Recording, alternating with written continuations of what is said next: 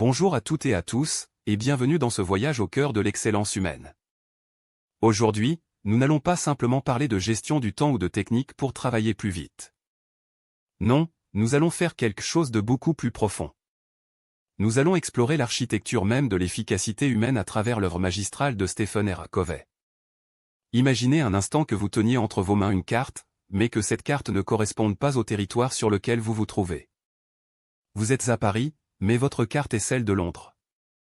Peu importe vos efforts, peu importe votre vitesse ou votre attitude positive, vous n'arriverez jamais à destination. C'est exactement le problème que Covey soulève dès le début de son ouvrage. Nous nous concentrons trop souvent sur nos attitudes et nos comportements, ce qu'il appelle l'éthique de la personnalité, alors que le véritable problème réside dans nos cartes mentales, nos paradigmes fondamentaux. Avant de pouvoir changer notre vie, nous devons changer notre façon de voir la vie, et c'est là que commence notre exploration. En comprenant la différence fondamentale entre l'éthique de la personnalité, faite de techniques superficielles et de solutions rapides, et l'éthique du caractère, qui repose sur des principes universels et intemporels comme l'intégrité, l'humilité, la fidélité, la tempérance, le courage et la justice. Pour illustrer cette nécessité de changement profond, penchons-nous sur une fable que vous connaissez peut-être, celle de la poule aux œufs d'or. Un fermier découvre un jour que sa poule pond des œufs en or pur. Au début, il n'en croit pas ses yeux, mais jour après jour, la richesse s'accumule. Cependant, aveuglé par l'avidité et l'impatience, il décide de tuer la poule pour obtenir tout l'or d'un coup. En l'ouvrant, il ne trouve rien, et pire encore, il a détruit la source de sa richesse. Cette histoire simple illustre parfaitement le principe fondamental de l'efficacité que Covey appelle l'équilibre PSP. P représente la production, les résultats désirés, les œufs d'or. CP représente la capacité de production, la santé de la poule, l'actif qui produit les résultats. Dans notre vie, nous sommes souvent comme ce fermier, obsédés par la production immédiate, que ce soit au travail ou dans nos relations, au point de négliger et d'épuiser notre capacité à produire. Nous brûlons la chandelle par les deux bouts, nous détruisons la confiance dans nos relations pour obtenir un gain rapide, et finalement, nous perdons tout. L'efficacité réelle réside dans cet équilibre délicat, et c'est sur cette fondation que se construisent les 7 habitudes. La première étape de notre transformation nous demande de passer de la dépendance à l'indépendance, ce que l'auteur appelle la victoire privée. Et tout commence par l'habitude numéro 1, soyez proactif. Mais attention, être proactif ne signifie pas seulement prendre des initiatives. Cela signifie qu'en tant qu'être humain, nous sommes responsables de nos propres vies. Notre comportement est fonction de nos décisions, et non de nos conditions. Regardez autour de vous, combien de personnes blâment la météo, leur patron, leur conjoint ou leur éducation pour leur malheur. C'est ce qu'on appelle être réactif. Les personnes réactives sont comme la météo, si le temps est beau, elles se sentent bien, s'il pleut, elles sont maussades. Les personnes proactives, elles, portent leur propre météo avec elles. Elles sont guidées par des valeurs soigneusement sélectionnées et intériorisées.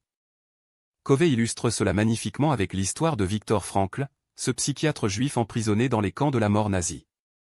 Au milieu de souffrances inimaginables, Frankl a découvert ce qu'il a appelé la dernière des libertés humaines, on peut tout prendre à un homme. Sauf une chose, la dernière des libertés humaines, qui est le choix de son attitude face à n'importe quelle circonstance. Entre le stimulus ce qui nous arrive et la réponse ce que nous faisons, il y a un espace. Et dans cet espace réside notre liberté et notre pouvoir de choisir. C'est là que grandit notre bonheur. En embrassant cette proactivité, nous réalisons que nous pouvons influencer notre réalité. Covey distingue le cercle des préoccupations et tout ce qui nous soucie mais sur lequel nous n'avons aucun contrôle. Comme la dette nationale ou le comportement des autres et le cercle d'influence ou les choses sur lesquelles nous pouvons agir. Les personnes proactives concentrent leurs énergies sur leur cercle d'influence. Elles travaillent sur ce qu'elles sont, sur leurs attitudes, leurs compétences. Ce faisant, leur énergie positive élargit ce cercle. À l'inverse, en se focalisant sur les défauts des autres et les circonstances extérieures, les personnes réactives voient leur influence se réduire, se consumant dans une énergie négative de blâme et d'accusation. Être proactif, c'est donc s'engager à être la force créatrice de sa propre vie, ce qui nous mène tout naturellement à la deuxième habitude. Imaginez maintenant que vous assistez à des funérailles. Vous entrez dans la salle, vous voyez les fleurs, vous entendez la musique douce.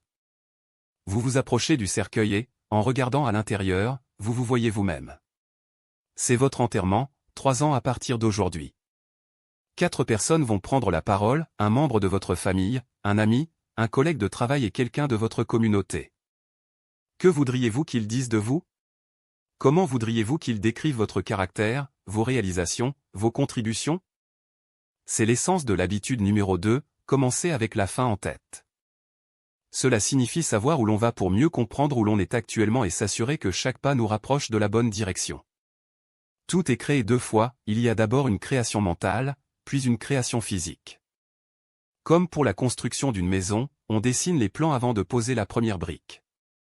Si nous ne prenons pas la responsabilité de cette première création, nous laissons les circonstances et les autres façonner notre vie par défaut. Pour appliquer cette habitude, le moyen le plus efficace est de rédiger un énoncé de mission personnelle. C'est votre constitution personnelle, l'expression de vos valeurs les plus profondes et de vos buts ultimes. C'est le critère à l'aune duquel vous mesurerez toutes vos décisions. Une fois que vous avez pris conscience de votre responsabilité, habitude 1, et que vous avez défini votre vision et vos valeurs, habitude 2. Il est temps de passer à la gestion concrète de votre vie avec l'habitude numéro 3, donner la priorité aux priorités. Si l'habitude 2 est la création mentale, l'habitude 3 est la création physique. C'est la mise en œuvre, instant après instant. Pour comprendre cela, Covey nous présente une matrice de gestion du temps divisée en 4 cadrans, définis par 2 critères. L'urgence et l'importance. Le cadran y contient les choses urgentes et importantes, les crises, les problèmes pressants, les projets avec des dates limites. C'est le mode survie.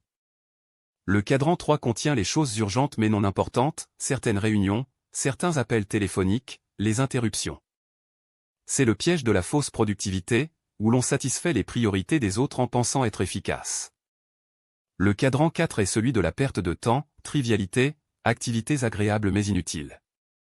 Mais le cœur de l'efficacité personnelle réside dans le cadran 2, les choses importantes mais non urgentes. C'est là que se trouve la prévention, la construction de relations, la planification, le développement personnel. Les personnes efficaces ne se laissent pas dicter leur vie par l'urgence, elles se concentrent sur l'importance. Elles nourrissent les opportunités et affament les problèmes. Apprendre à dire non à l'urgent pour dire oui à l'important est un acte de courage qui découle directement d'une mission personnelle claire. En maîtrisant ces 3 premières habitudes, nous passons de la dépendance à l'indépendance. C'est la victoire privée. Mais l'homme n'est pas une île. La vie est, par nature, interdépendante. Pour réussir avec les autres, nous devons passer à la victoire publique. Mais attention, on ne peut pas sauter les étapes. On ne peut pas avoir de relations fructueuses avec les autres si l'on n'a pas d'abord la maîtrise de soi. C'est ici que Covey introduit une métaphore puissante, le compte bancaire émotionnel. Dans chaque relation, nous avons un compte. Nous faisons des dépôts par la courtoisie, la gentillesse, l'honnêteté et le respect des engagements. Nous faisons des retraits par l'impolitesse, le manque de respect, la trahison de la confiance. Si notre solde est élevé, la communication est facile, instantanée.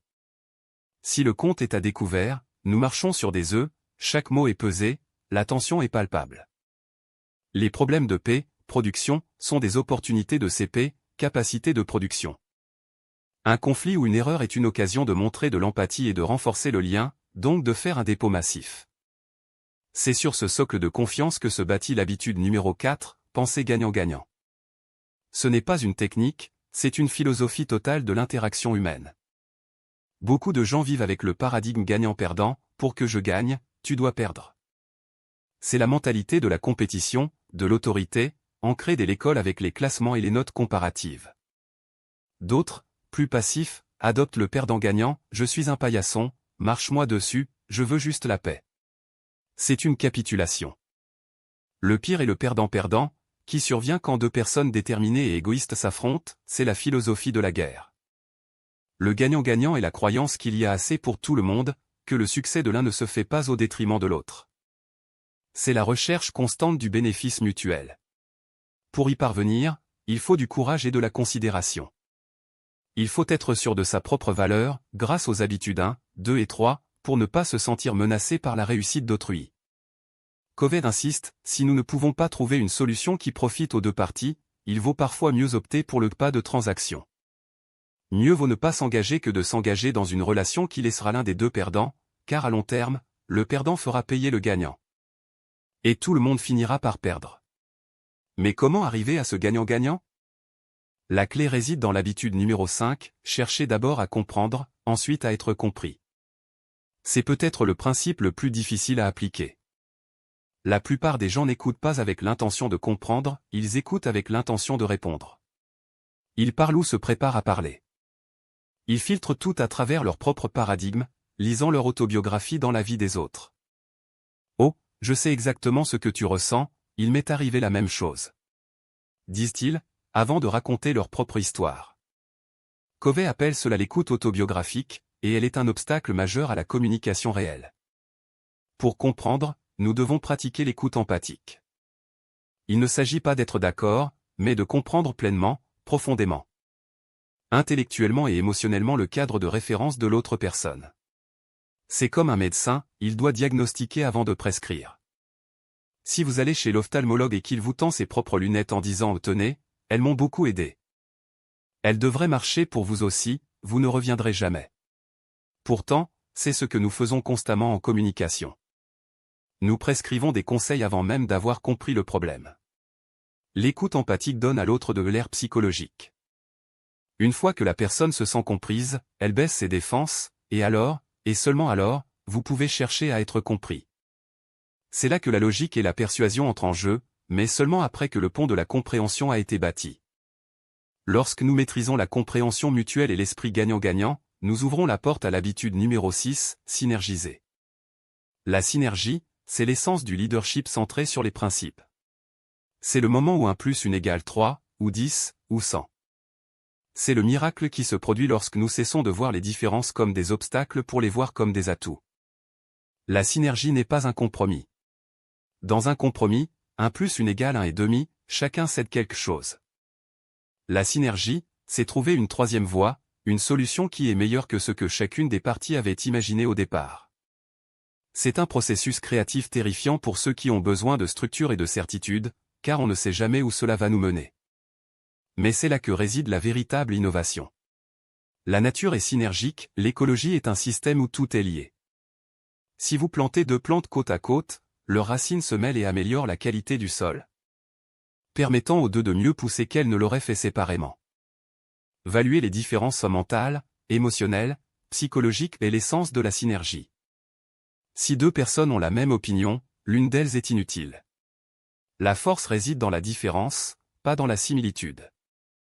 Enfin, pour maintenir tout cet édifice, nous devons nous tourner vers l'habitude numéro 7, aiguiser la scie. Imaginez un homme dans la forêt, sciant un arbre avec acharnement depuis des heures. Il est épuisé, sa scie est émoussée.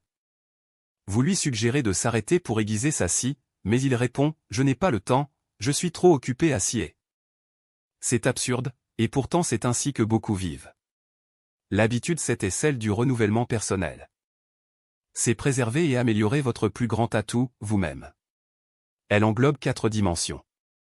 La dimension physique, exercice, nutrition, gestion du stress.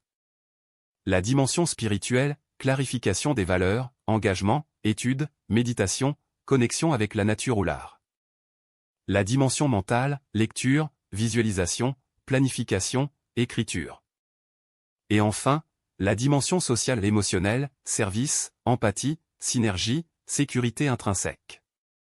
Ce renouvellement doit être équilibré. Négliger une dimension affecte négativement les autres. C'est l'habitude qui rend toutes les autres possibles. C'est le cadran 2 en action. C'est un investissement en soi qui paie les plus gros dividendes. En conclusion, vivre selon ces 7 habitudes n'est pas une destination, mais un voyage continu. C'est une spirale ascendante de croissance, de changement et d'amélioration continue. Cela demande de l'effort, de la patience et une honnêteté radicale envers soi-même. Nous passons de la dépendance, où nous sommes victimes des circonstances, à l'indépendance, où nous sommes maîtres de nous-mêmes. Pour enfin atteindre l'interdépendance, où nous collaborons avec les autres pour créer quelque chose de plus grand que nous. Covey nous rappelle que le changement vient de l'intérieur vers l'extérieur, inside out. Nous ne pouvons pas changer les fruits sans changer les racines. Si nous voulons changer la situation, nous devons d'abord nous changer nous-mêmes. Et pour nous changer nous-mêmes, nous devons changer nos perceptions. Ce livre est un appel à la grandeur, non pas la grandeur de la célébrité ou de la richesse, mais la grandeur du caractère, de la contribution et de l'intégrité. En intégrant ces principes, nous ne devenons pas seulement plus efficaces, nous devenons plus humains, plus complets. Nous trouvons une paix intérieure et construisons des relations durables et enrichissantes. Comme le disait Emerson, cité par Covey, ce que nous persistons à faire devient plus facile, non pas que la nature de la tâche ait changé, mais notre capacité à la faire s'est accrue. Alors, chers auditeurs, quelle habitude allez-vous commencer à cultiver aujourd'hui? Quelle relation allez-vous réparer? Quel principe allez-vous mettre au centre de votre vie? La carte est entre vos mains, mais n'oubliez jamais, la carte n'est pas le territoire. C'est à vous de marcher, d'explorer et de vivre ces principes chaque jour. Merci de nous avoir accompagnés dans cette exploration profonde. Que votre voyage vers l'efficacité et l'épanouissement commence maintenant.